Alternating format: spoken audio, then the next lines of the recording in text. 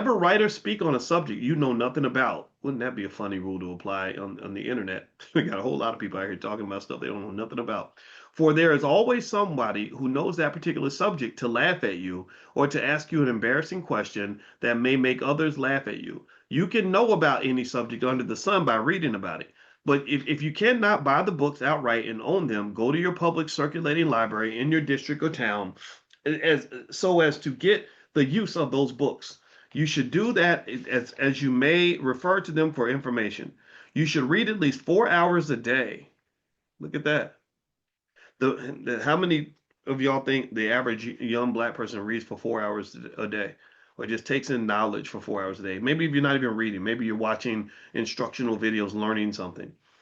Or like, how many times do you see people? Maybe if they use YouTube, YouTube is a beautiful university. Do you think most young people are using YouTube primarily for learning, or are they using it for entertainment? Learning sharpens the mind. Entertainment dulls the mind. Entertainment is like a drug. You become like a junkie. And the entertainment, it's constantly injecting the dopamine in your brain that's making you feel good, right? Because you're following and scrolling along and checking out things that make you feel a certain way, make things that make you laugh, things that they sell lust to the men. The men will just follow the lust on the internet, and that dulls your ability to accomplish anything, right? So, but if you use the internet for learning, it's the best university in the history of the world. So he says you should read 4 hours a day. The best time to read is in the evening after you have retired from your work and after you have rested before sleeping hours, but do so before morning so that during your sleeping hours, what you have read may become subconscious. That is to say, planted in your memory. The subconscious is very powerful, very powerful. In fact, I think that the mass manipulation of black people occurs through managing your subconscious mind, symbolism. Never go to bed without doing some reading.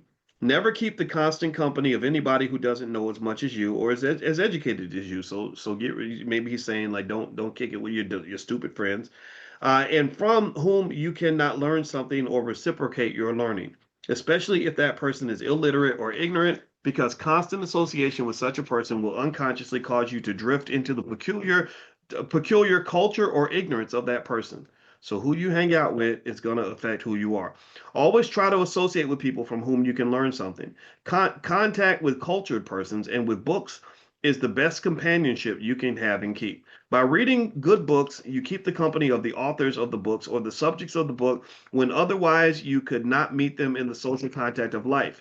Never go down in intelligence. Intelligent black people. How many times y'all heard me? Anybody heard me talk about intelligent black people? That this is I do you and do y'all know? How many of y'all have heard me talk about this? And for new people, you should know this. I said this is for intelligent black people. And you know what's really hilarious is I've had a few people call me, call me elitist because I said this is for intelligent black people. And I never said it was for black people who went to college. I never said it's for black people who make above a certain income level. I never said it's for people that already know everything. It's for people who want to know more. It's for people who want to be intelligent. If you don't value intelligence, then why are you even here? So I pushed back on that when I got that critique. I said, no, that's stupid. Why would you want me to be ignorant? If I said this, that we want to be ignorant, then you wouldn't have a problem with that. That's silly to me.